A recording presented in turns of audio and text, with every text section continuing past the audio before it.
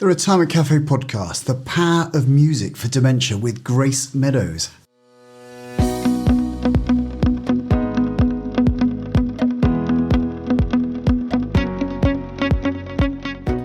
Hello and welcome to another episode of the Retirement Cafe podcast with me, your host, Justin King. If you're thinking about your retirement or already retired, you're in the right place.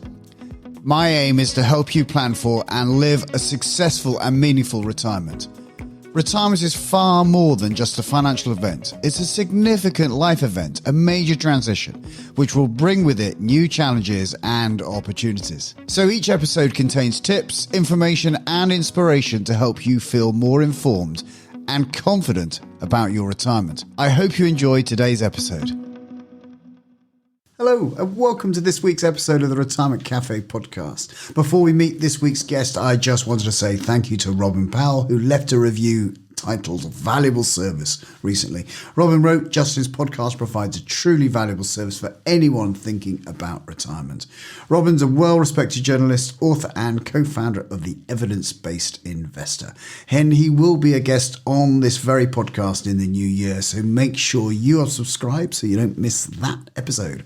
Now, let's get into this week's episode, the last one before Christmas. I hope that your preparations are well underway and that you are looking forward to some quality time with your loved ones.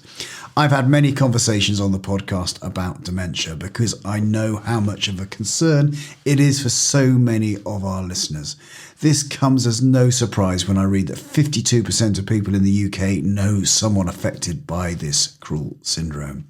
Today's guest offers hope for improving the quality of life for people living with dementia. So I'm delighted to introduce you to Grace Meadows. Grace has created a lifelong career in music, having initially trained as a professional bassoonist. For the last decade, she has worked as a qualified music therapist in a variety of health, social care and educational settings with children and adults of all ages. Her clinical experience is vast and includes autism and communication impairments, child development, mental health and learning disabilities. She's currently the campaign director for Music for Dementia, a national campaign calling for music to be an integral part of care for everyone living with dementia, which is what she's here to discuss with me today. In our conversation, Grace shares her passion for music and its vast benefits. She explains why and how music connects and why she believes music is a necessity for people living with dementia. I hope you enjoy my conversation with Grace and feel as inspired and hopeful as I did. Welcome to the Retirement Cafe podcast, Grace Meadows. Thank you. It's brilliant to be chatting with you. Yeah. So I think I've got a feeling I might have caught you in your kitchen. Kitchen come, study come. This has been my world for the last 18 months or so. One-stop shop for all things music and dementia. So Grace, tell me a little bit about yourself and what you're up to. Well, I am by training a musician and a music therapist. And really I was thinking about this the other day, that actually my life has really had a musical thread through it since a really young age. I didn't come from a musical family, but found my own way, as children do, to their interests and passions. And it sort of started like lots of children with a recorder and singing in the church choir. And then it was the violin came home one day, much to my parents' horror. What is that squeaky noise that follows us around everywhere? To that turning into a bassoon, to complete amazement of what is that thing in a box kind of thing. And then a very serious passion that turned into, I want to go to music college and train as a bassoonist, as you do. And then really from there it was, I knew I was never going to make it as a world-class first bassoonist in a national symphony orchestra. I didn't think I had the discipline for that, but I realized that also I didn't want to pursue a purely performing career, and that for me something was missing when I performed, and for me that was the reciprocal aspect of music and the relationship that you have with music. For me, I was finding that music was much more about people and relationships and communication, as opposed to doing music to people in a performance sense. So after music college, I took a little bit of time out and then found my way back into music by discovering music therapy, really, and doing introductory courses to music therapy and discovering new musical skills. As a Western classically trained musician, you've got quite a rigid way of playing music sometimes. And so I challenged myself by doing an improvisation course because a lot of music therapy is very improvisatory based. And then trained as a music therapist. So great. Can I just pick up on music therapist? Because, it's, with all honesty, it's not a term that I'm really familiar with. And I'm going to be the one, I'm sure my audience will know all about it. But, seeing as we're having the chat, can you tell me about music therapy? I mean, I understand therapy. I'm going to come and lie on a couch and I'm going to tell you my problems, but tell me about music therapy in its specificity. I can't say that word. It's always a tricky one.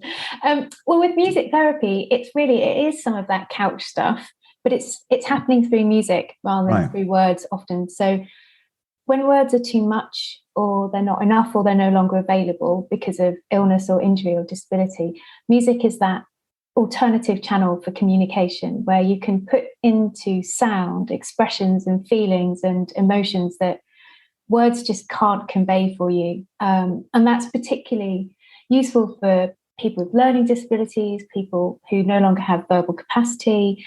It's really useful with people with a mental health issue where words don't quite articulate some of the internal workings of what's going on with those conditions. And for people with dementia where they no longer have verbal capacity, the ability to respond to music is still very much present. And really, what I think is so wonderfully amazing about a career as a music therapist is that you can work with people from across the lifespan. So I've worked with mums to be right through to people at end of life and everything in between. That's the joy of the job, really. You get to work with such a wonderful variety of people. It's a real privilege. And I think the thing that I've always found is that no matter what somebody is living with, you still get to see them for who they are beyond their condition when you're working with them in music, because you're working on that real strengths-based ability potential model, as opposed to the deficit model of, well, this person's got this wrong with them, they can't do that, they're never going to be able to do this, so on and so forth. Whereas with music, it's so boundless. It's all about opportunity and potential, and trying to realize that it's a very encouraging, supportive way of working with people.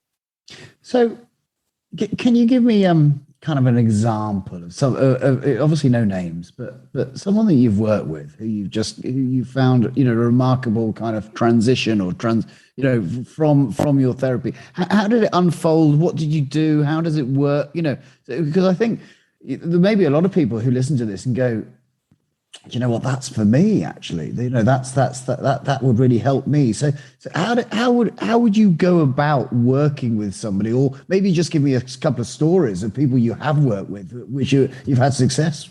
When I get asked this question, I always go back to my first encounter with therapy, which was a real privilege of shadowing a highly, highly skilled and wonderful music therapist. And we were doing a group session. So there were 4 people in the group, and each of them came into the room. They were still mobile, and they had varying degrees of dementia and varying degrees of verbal capacity. And they each were really withdrawn at that point, and they weren't communicating with each other. They weren't connecting with each other. And I thought, how does this work? Like, these people aren't responsive. I don't get a sense of groupness here. But slowly but surely, through this gentle musical guiding of the music therapist, we suddenly had the most lively group of people in that room together, being connected through the music. We had one woman who was talking very much about her love of gospel music, and she was telling stories through gospel songs that she was singing. We had another gentleman that wanted to get up and dance. We had another lady who hadn't spoken for a long time, and she had a real little sparkle in her eye once the music got going and the music therapist was responding and improvising to the sort of feelings in the room. And I remember her getting up and taking my hand and us dancing together. And I thought, this is remarkable. This woman wasn't doing this 10 minutes ago. And at the end of that piece of improvisation, she leant in and her mouth was moving and her eyes were sparkling. And it sounded as though she said to me, thank you. And I said to the music therapist afterwards, like, I think she said thank you to me. And she said, that's amazing, because she hasn't been known to speak for such a long time. And that's the thing about music. It can have that profound effect. But what was so moving and remarkable about that experience was how connected people were in the here and now. Yes, we had drawn on memories to bring people together, but actually what those memories enabled was that connection in the here and now. And what we had around us were 4 really vibrant human beings who were connected through music, and they were together and we were with them. And it wasn't about us doing the music to them, it was about us co-creating the music. And it was drawing on different aspects of their personalities, of the music that they were bringing, and the mastery of that music therapist in terms of giving everyone space to be heard and to contribute and be part of a really non-judgmental creative experience was really powerful. And it has so much to do with why I'm doing what I do now, leading the Music for Dementia campaign. Yeah, amazing. So that sounds a fantastic segue straight into, tell me about the Music for Dementia campaign. Well, the Music for Dementia campaign is a national campaign backed by the Utley Foundation to try and make music an integral part of care. And we passionately believe this, not only because the evidence and the research demonstrates the power of music for people living with dementia, but we know that sadly there isn't a cure for dementia, but we have this incredible tool at our fingertips called music that enables us to connect with people living with dementia. It allows them to connect with themselves, the world around them, the people around them. It allows them to contribute to their communities, to their families. It allows them to be in the here and now. It helps to address some of the symptoms of dementia, such as anxiety, depression, apathy, anxiety. And importantly, it allows them to be who they are beyond their condition. And that happens at all stages of dementia. So from the point of diagnosis right through to end of life, there's still this ability to connect and communicate through music. And it's not about having been a musician or having had a musical training. It's about us being musical beings. And fundamentally, we are all innately musical beings, whether we believe that to be true or not, whether you think you've got a good singing voice or not, or whether you've never picked up an instrument in your life. Everybody has the capacity to be musical and to respond to music, because actually it's hardwired into us. The first thing that we respond to is our mother's heartbeat in the womb. We develop our ability to hear about 15 to 18 weeks in the womb.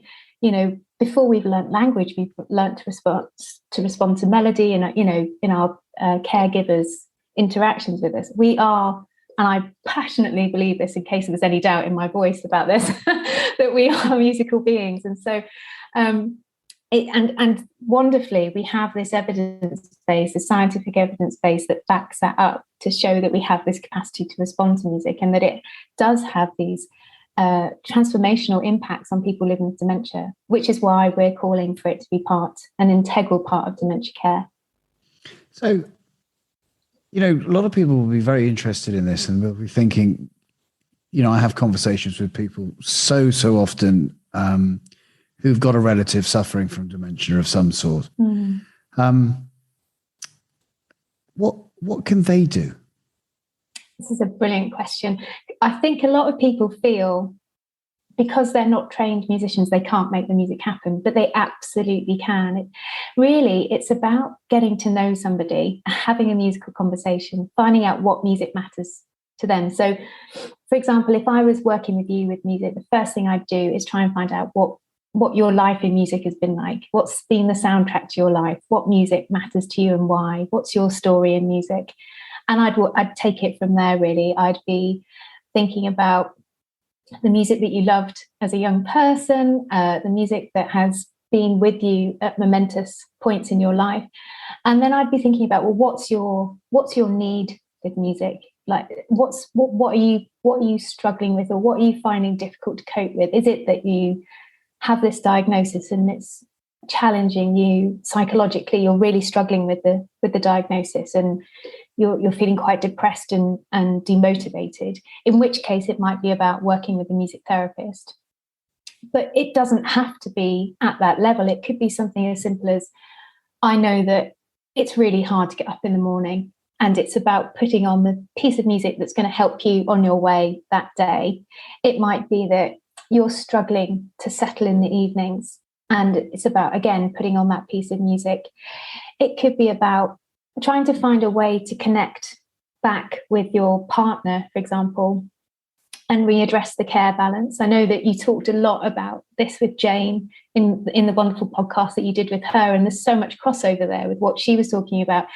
But this idea of addressing the care balance, where actually partners can be partners again, family members can be family members, as opposed to caregivers. And that's because music's a great leveler. And, you know, that it can be very powerful to make time in the day, just 5 minutes to sit and have a musical connection together, listening to a favorite piece of music, where, you know, it invites and encourages eye contact or communication or hand holding. It's that quality of contact that music can open up.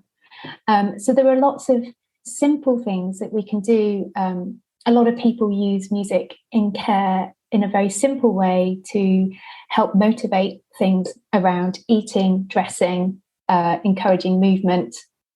Simple everyday tasks that with dementia can be disorientating,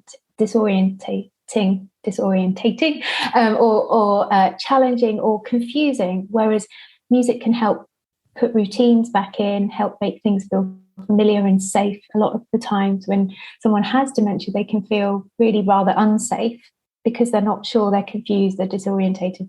Whereas music that has an emotional resonance for them, that makes them feel safe and connected, can help make some of those things much more easy to do.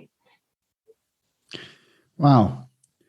Well, I mean, amazing. And of course, for people who, I'm just thinking about one of our neighbours whose mum has recently gone into a care home because of dementia. Mm. And of course, she'll know what her mum liked, what music her mum liked, and what her, and may still have the music collection.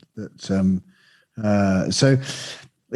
if you go and play music to someone who you know with dementia, does it? Because I mean, you see these wonderful viral videos where people playing all this music, and what is possible? Is communication now then in that moment more possible than it was before, or what's your experience? I think similarly to what Jane was saying, that it very much depends on each person's presentation and the dementia, the type of dementia they have, how far advanced that dementia is, and how you're using music with them.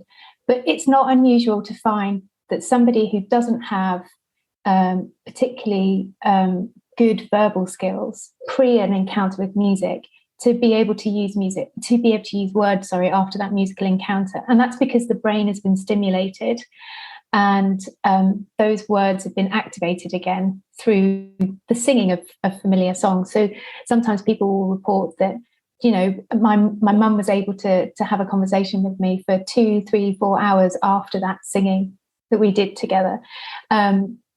It's really, it's fascinating, and it's not clear actually, because dementia is so personal in terms of how it presents and the way it affects people, that there's a standard response. But what we do know is that because music is processed across the whole brain and not just in one area, that's why you get these incredible responses to music. So when parts of the brain are being affected by dementia, music will do that mercurial thing it does and find its way to another part of the brain, which means that these interactions still happen.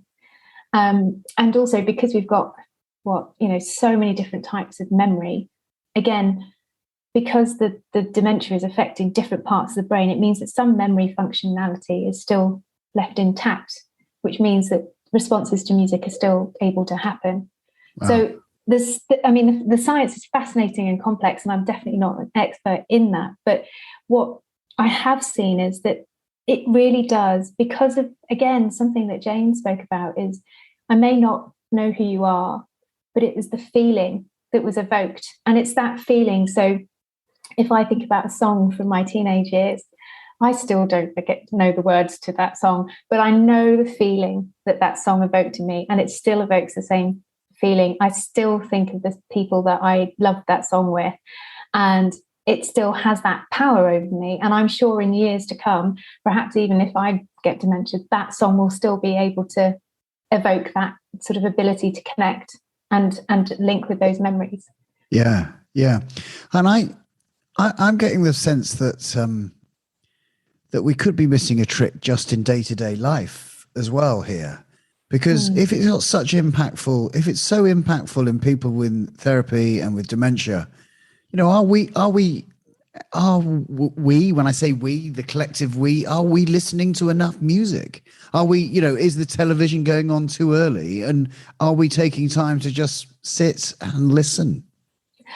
Well, I would always advocate for more music, no doubt about that. And I think it's really, this is something that we've been doing recently in our work with UK music, the music industry, about looking at how can we better make use of music to support our health and well-being across society. So absolutely for people living with dementia, but what about children and young people and our mental health? What about all the incredible care workers and health workers who've supported everyone over the pandemic, and the mental health traumas that they're experiencing now, PTSD and so on, of processing everything that they have lived through? We know that music's really effective in helping to address mental health, just in terms of keeping us healthy and motivated. We use music in so many therapeutic ways that we're not really tuned into the fact that we're using music in those ways. Even there's something as simple as singing in the shower to your favorite song on the radio, it has an impact on you.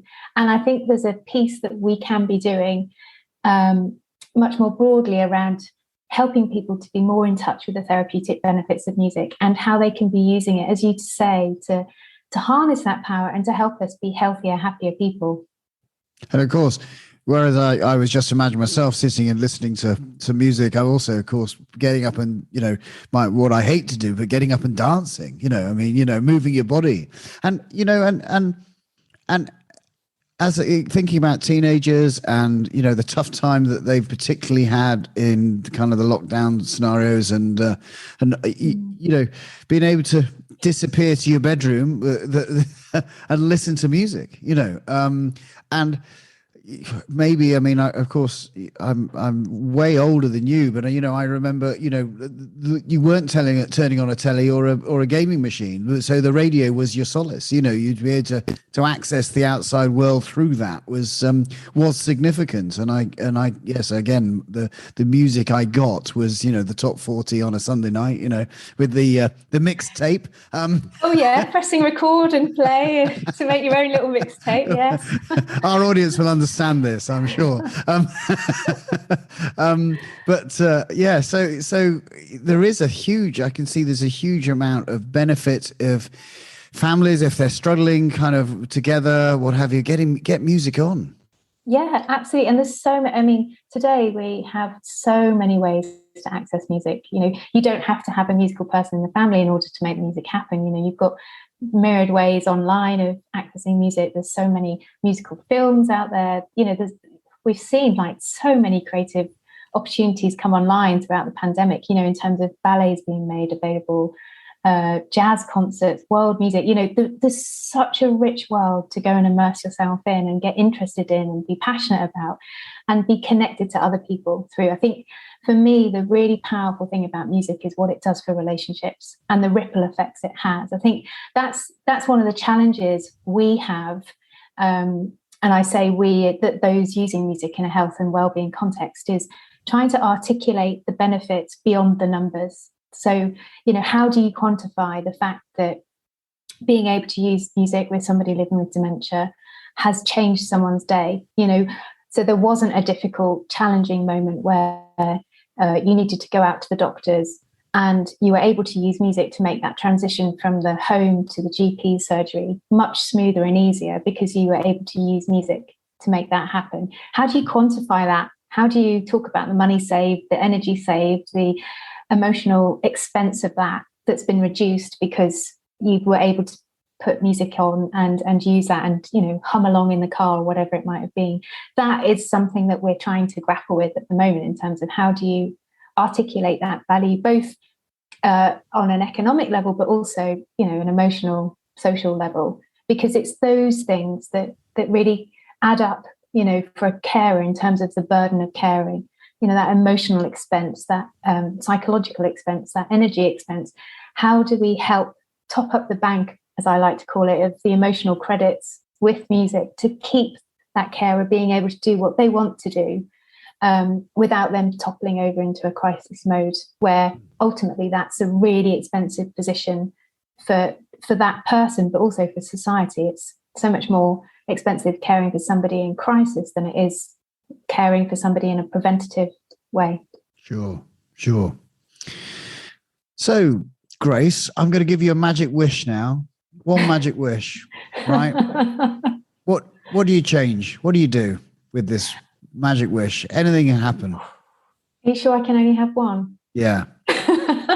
I think what I would do with my magic wish is demonstrate the real breadth of the value of music to people who have the power to change systems, so that we can properly embed music into dementia care across the kind of dementia experience, from diagnosis through to end of life.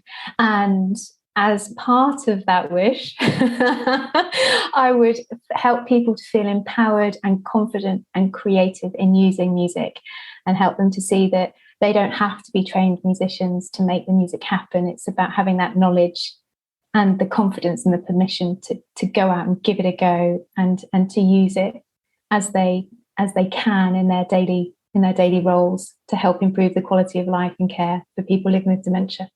That was a bit of a stretch there. I'm sorry. That's a bit of a therapeutic It's okay. I'm the wish granter, so it's all fine. You're allowed. So, Grace, well, it's been fantastic talking to you this afternoon, and your passion just absolutely comes through. It really has been brilliant. Where do people find more about you and Music for Dementia? Well, we'd love people to go to our website, musicfordementia.org.uk, and on there they can sign up as a supporter of the campaign to add their voice to making music an integral part of care. But they can also find lots of resources and tools, including a link to our very own online radio stream, m4dradio.com, where people can tune in for free, and it's ad-free, importantly, any time of the day, to listen to music, to help them use music as part of the care that they're providing. Brilliant. Well, we'll put all those links in the show notes. Thank you so much for spending time with me this afternoon. And yeah, wonderful. Thanks very much, Grace Meadows. Thank you. It was a real pleasure. Such a joy. Thank you once again to Grace Meadows for taking time out to join me on the podcast. To find out more about Grace and music therapy for dementia, check out the show notes on our website at theretirementcafe.co.uk. Well, I'll also put links to our other dementia podcasts. As always, if you've enjoyed this episode, please do leave us a review on Apple Podcasts to help more people like you discover the podcast. And for more video content about retirement planning, head to my YouTube channel, Justin King MFB. So until next time, I'm Justin King, helping you feel more informed in your retirement and wishing you a very Merry Christmas. I'll see you again in the new year.